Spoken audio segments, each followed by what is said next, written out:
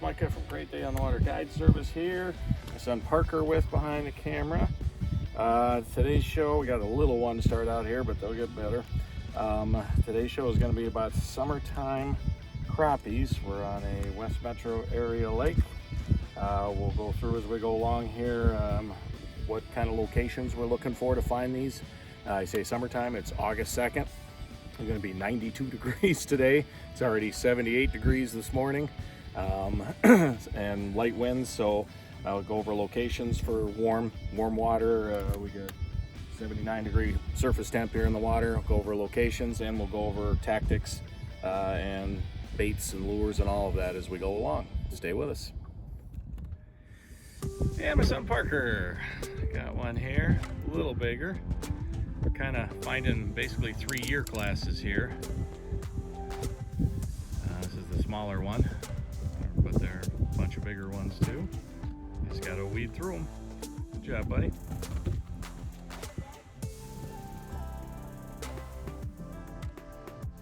All right, got another one here. Got a nicer one here.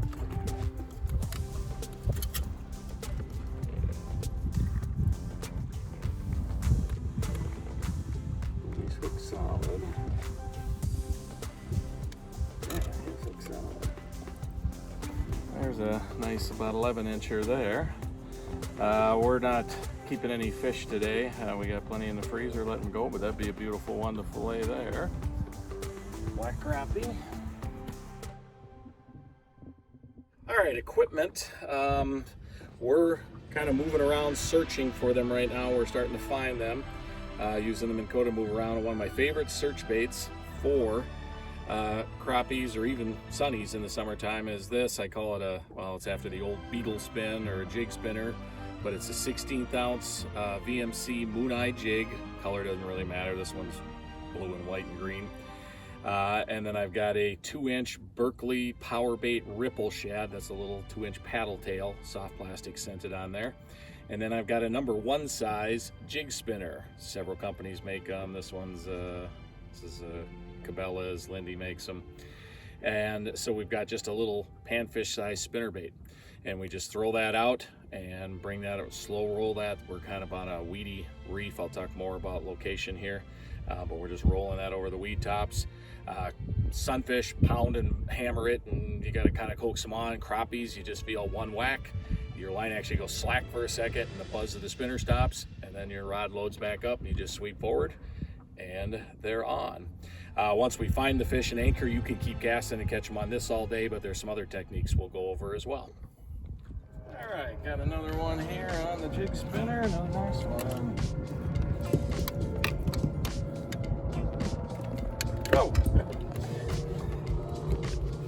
Again, if we were looking to keep fish, that would be a good eater there. About a 9.5 incher, but we're not, so we'll get him back. Let's talk a little bit about the area we're on. We are on top of a reef that comes out from a point from shore and then hooks out into a big reef. And the water depth on this reef ranges anywhere from about 4 to 10 feet. There are open areas with some harder, sandy, gravelly bottom, even a few rocky spots. A lot of areas with cabbage, and earlier in the year, curly with cabbage, a little bit of coontail, and then some of the softer bottom areas have milfoil as well. So we got a little bit of everything. We're finding these fish, they're up. Most of these fish, we're running these spinner baits about 1.5 to 2 feet below the surface. They're up in the 3 to 4 feet above the weeds between the surface of the water and the top of the weeds that are then growing up anywhere from 3 to 5 feet. And that's what you find in the summertime. They could be up on top of the weeds, or they could be on the deep water side of a reef or a weedy point, off over the deeper water. And usually when they suspend over the deeper water, they're not too far off the reef of the point, and they usually still suspend about the same height as the tops of the weeds.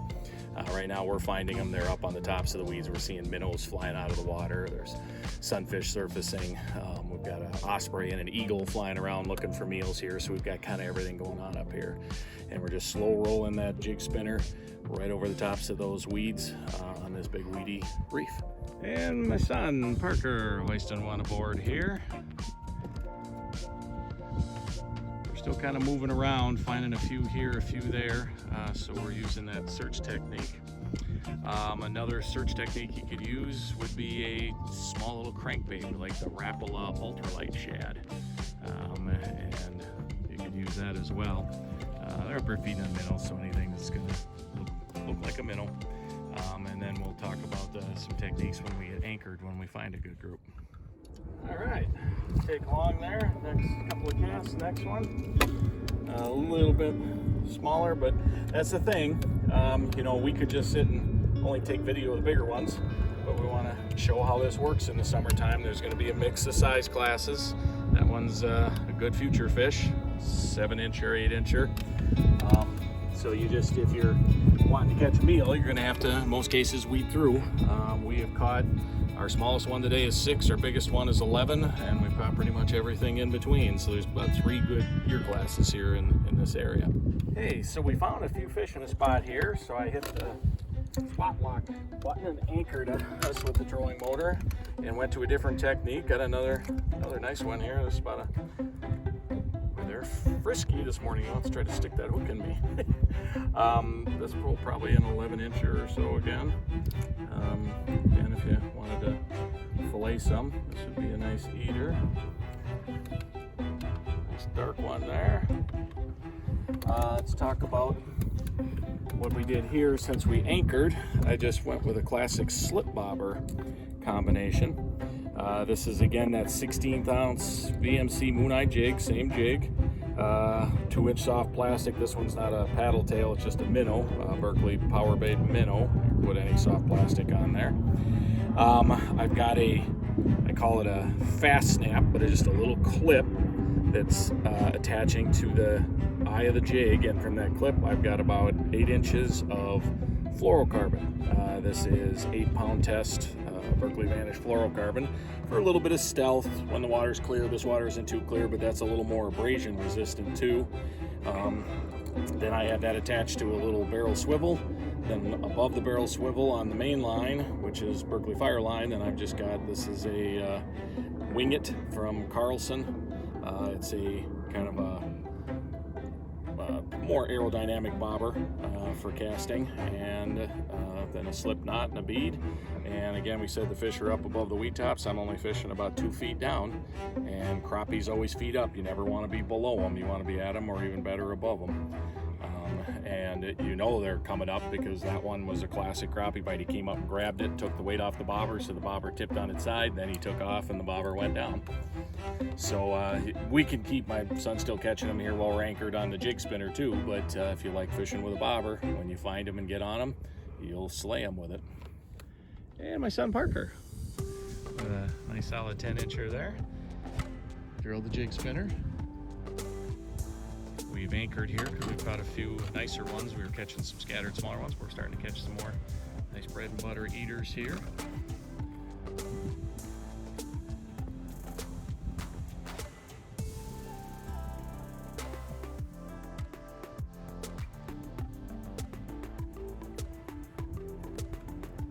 Nice job, bud.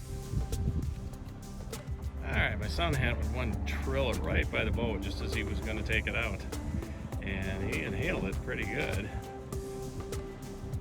Nice fish, buddy. Get him off and we'll get a picture of him.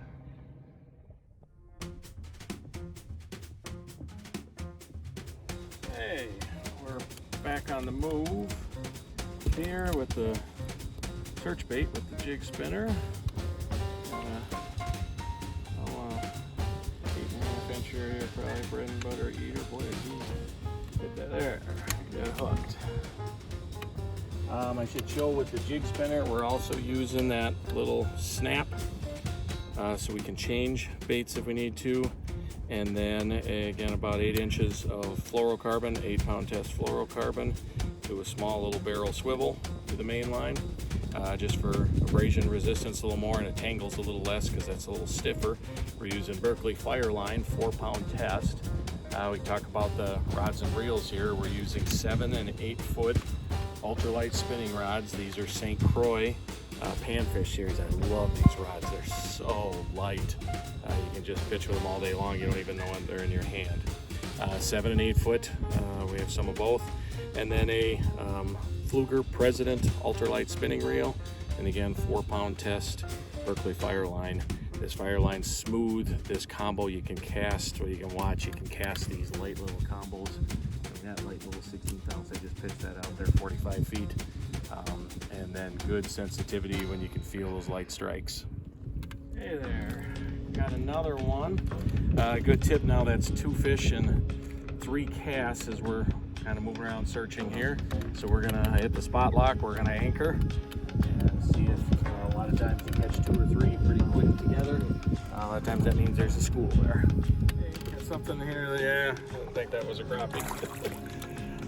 But when you're up on these weedy reefs, you will catch sunfish, bass, even pike on these, on these little jig spinners too. So I gotta be ready for everything. Not a big one, but an ultralight tackle. He felt pretty nice. All right, another one here right after the next cast after that bass. Another one here on a jig spinner. Not real big, but a nice 8.5 inch heater.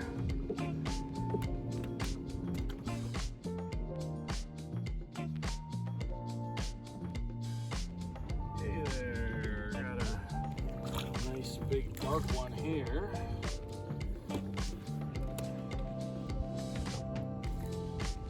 Another, oh, I bet that's 10.5 inches or so. We're again looking to fillet some crappie. Fresh crappie, tough to beat, but we've got perch and walleye and crappie in the freezer right now, so we don't need any, but nice fish there. Got him on that jig spinner again, just slow rolling that thing over the tops of these weeds.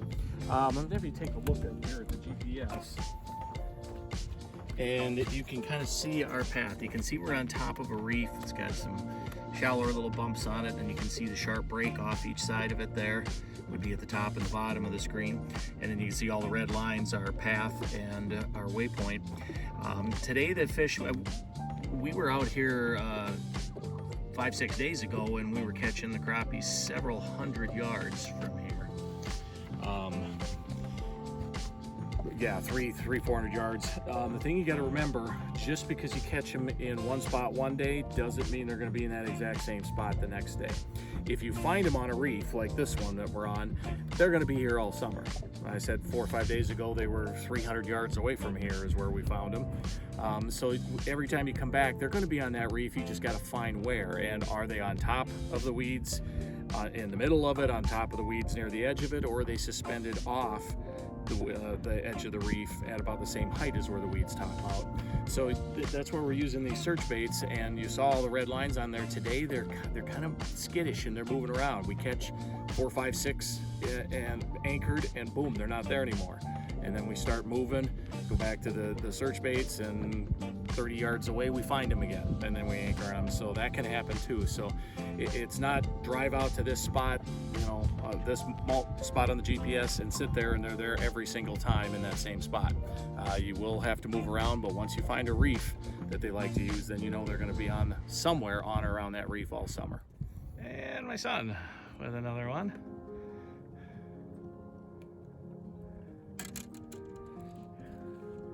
Yeah, got a good eater there. 8.5 incher. We don't need any food today. Nicely done, pal. My son's taking a little break from crappies because we saw a big muskie. So he pulled out on this lake has got nice muskies in it. We always have a muskie rod or two in the boat. And he's gonna see if he can convince that big boy to, I'm sure he's up here eating some of these smaller crappies and some of these sunnies. We'll see if he wants to grab that bait. And Parker got another one here. We'll get some weeds with him down in the weeds there on that jig spinner.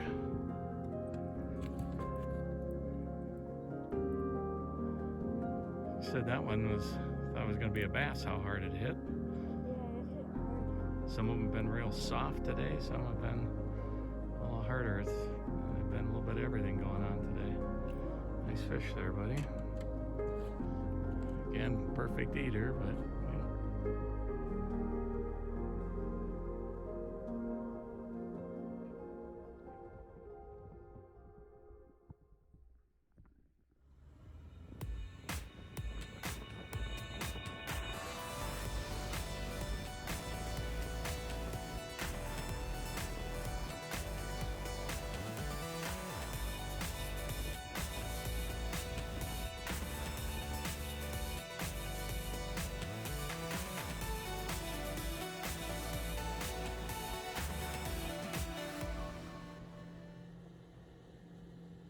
Well, I hope you enjoyed this episode of Fishing and Hunting in the North Country. We enjoyed bringing it to you. Hopefully you got some good ideas about locations to look for summertime crappies, and once you know the general spot, then the spot on the spot can be different each day. So you'll have to kind of hunt each day. Some days they'll be super active and you can just sit right in one spot and just keep nailing them. Today we catch 4, 5, 6 and they move a little bit, so then we'd move a little bit and find them again. And some days you have to work a little harder like that. Got to weed through all sizes, but we got a lot of nice ones, and then you'll catch some bass, you'll catch some sunfish, might catch some pike as well on those small baits. Hopefully get some good tips on those small panfish search baits, and then just going with a float if you want when you find them an anchor. For Parker Smudka behind the camera, I'm Troy Smudka. Great Day on the Water Guide Service. Thanks for watching this episode. We hope to see you at our next one. Until then, good luck, and I will see you out there somewhere.